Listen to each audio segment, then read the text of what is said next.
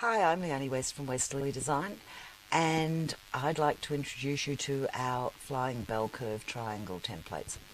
This is part of our London collection, so let's take a look at what you can do with a Flying Bell Curve. The London collection Flying Bell Curve comes in 7 sizes, and there are 5 templates.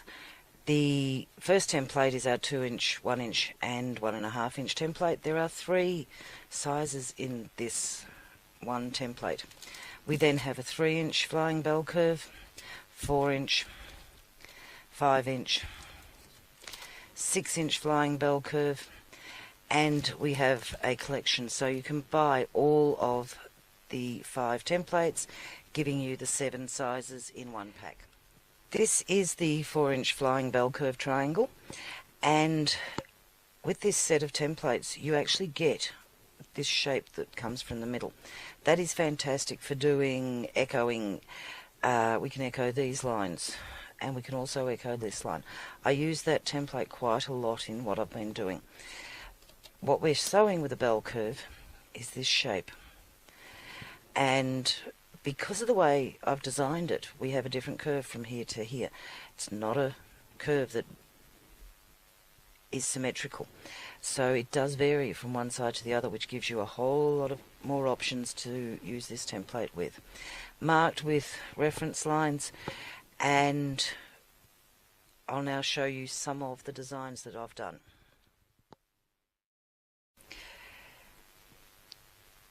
This is just using the bell curve in a straight line. This could be worked around a border, around the edge of a block.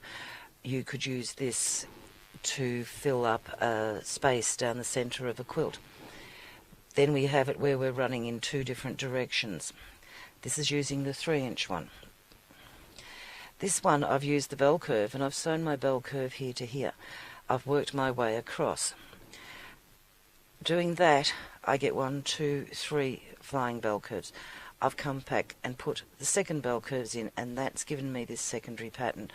All of these are being done with Templiquilt, where I've used a hand-dyed fabric, a nice black print, and they still look fantastic when we do them as quilting. This is working the bell curve to create a square. It's one of the things the bell curve does. It was designed to create a square. So here is our square. But instead of it looking like a square, I've put it on point. And I've sewn these by sewing each bell curve across this way. When I've got to the end, I've come back and sewn the other half of the bell curve. It gives you a beautiful space to fill in. These could be filled in with cross hatching. This is taking 2 curves and sewing the bell curve going in 2 curves, and if you repeated that across the border, it's a really pretty pattern. You can use any of our arc rulers to create a curve, but you can also use a bell curve. Using the 6-inch bell curve, I've just traced the line of the 6-inch bell curve, and that's given me the curve to sew against. This is how the bell curve works as a square. So I've sewn my bell curves 1, 2, 3 squares going across, and I've also sewn a second line, which is the extra line coming around the outside, and that gives me a ribbon effect, all done using one template. Another curve. This is using a larger size than we did earlier, and you could back that coming again around and make a wave from it. In our class we did flying circles, and those flying circles were very, very popular. So the bell curve can be worked in the same way as a flying circle. This is the square again. This is just a single square. 1 square, 2 squares. This is our bell curve shape. If you want, you can colour in your quilting. I've just used a fabric marking pen and just fiddled a bit and just coloured in this section of my pattern. You can go to town with colouring in. This is using a bell curve to create a fill. This could go on a quilt and fill in the whole background of a quilt, and it does look very nice when we have it. This is the 6-inch flying bell curve, and this would fill in a 6-inch block. And I have sewn the bell curve once and then come back and put the ribbon effect in. This is also a 6-inch flying bell curve. This is where I used that extra piece to create some of these details. It's still a 6-inch block. 4 of them make a 12-inch block. Very pretty, just quilted. 6-inch bell curve again. My ribbon effect's here, but I've also brought my ribbon effect into the centre of the block. There are hundreds of ways of using a flying bell curve. This is a 12-inch block, and it's been made with 4-inch flying bell curves. 3 4s are 12. Inside is a 2-inch flying bell curve. So I've created a space, put another pattern inside the middle, left these spaces open. They can be filled. Anything can be filled. A flying bell curve as a 4-inch would have created a square in here. So instead of creating a square, I've brought it into from the other side and made it make this beautiful V shape.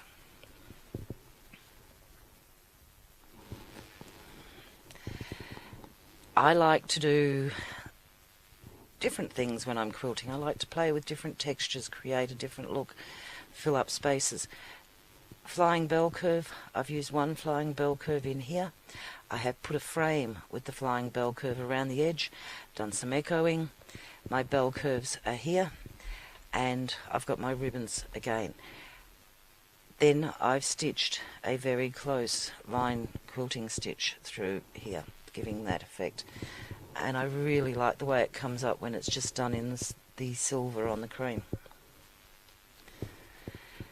I've mentioned frames as we've gone through. These are frames done in a 1-inch, 1.5-inch, 2-inch, 3-inch, 4-inch, 5-inch and 6-inch flying bell curve to show you the different sizes that you can get.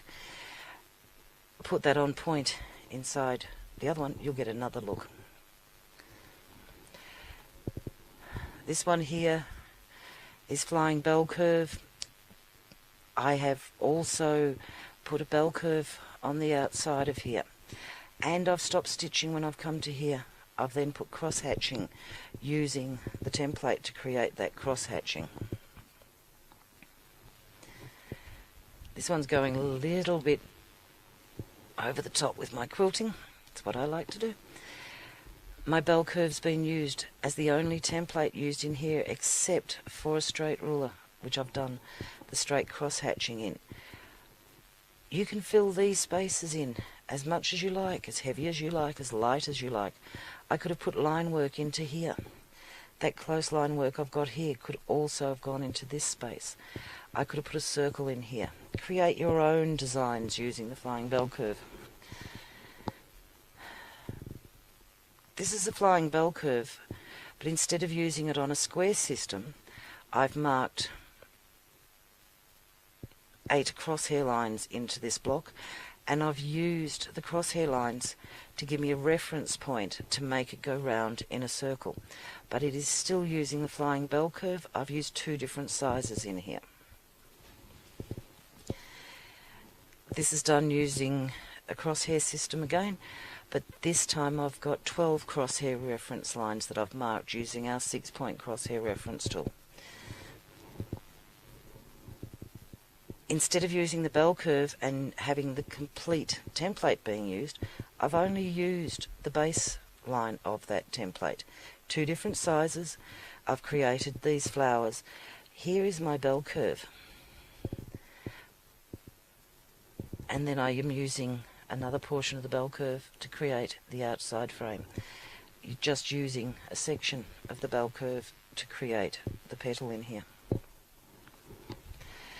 Flying bell curves can also be used to create sashings, borders, filling in small spaces, and these are all done using 1-inch, 1-inch, 1.5-inch, 1.5, 1.5, 1.5 and 1.5-inch flying bell curve.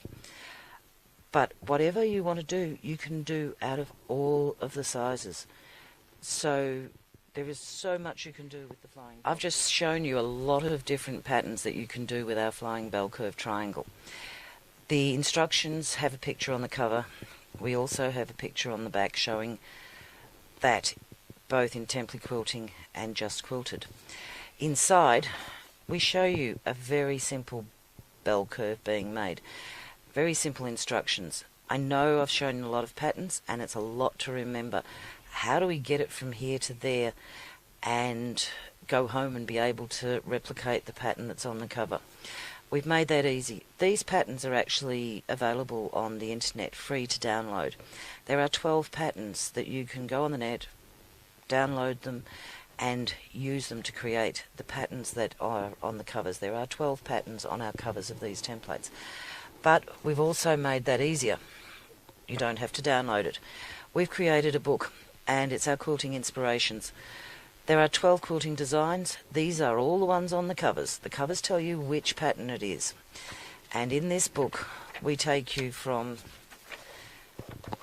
what tools you need, what size block I created, how to put it together as template quilting. If you don't want to template quilt it, just leave out that middle section of fabric and just do it as quilting. But we show you where I structured it from and how the pattern is formed, how it's put together to create the corners. One corner, the centerpiece. We tell you what order to sew it in. If you're doing blocks with the flying bell curve, it is really cool because most of them can be started, I'll just find one for you, in the center of a block. So we'll start in the middle and we'll do all our quilting coming back to that center point. So they are continuous patterns. So that's our flying bell curve book. This is our Creative Quilting Inspirations design book using our flying bell curve. In this book we have over 160 designs that are made just using the bell curve template.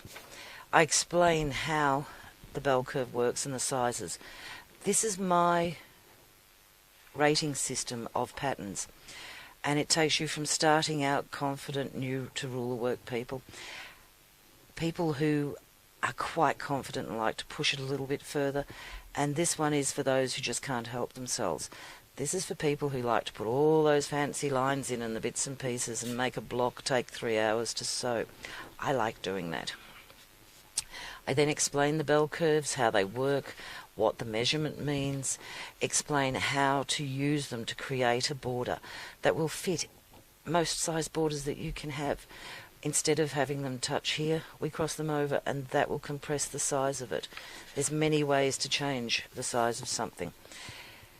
We then go through using square designs and whether they're square or on point. If they're on point, they measure differently to being square.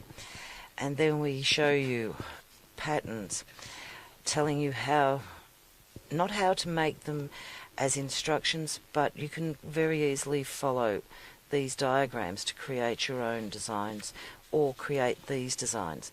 These frames are beautiful if you use them to go around applique or embroidery designs. And then we come into block designs and we just work our way through the book. The bell curve can also be used diagonally where the inside part of the bell curve becomes the outside part, and that again changes the measurements of the bell curves. It also gives you more possibility with design by doing that. We can use it as a complete fill for a whole cloth quilt, and you could then fill all of these spaces with all your fancy little lines. And what I love about the bell curve is we have so many ways to use it to fill in sashing. Sashing's borders are often problems because we have a small area to fill and we need small designs to fill those small areas. So we have a whole range of them where we're just using an outer line on the bell curve and making that template work its best for us. So that's our Creative Quilting Inspirations design book for the flying bell curve. I hope you play with the flying bell curve and enjoy it. It's really fun because there are so many different ways to use it. Create your own designs. Don't just follow what I've done, but use this design book to give you inspiration to create your own designs.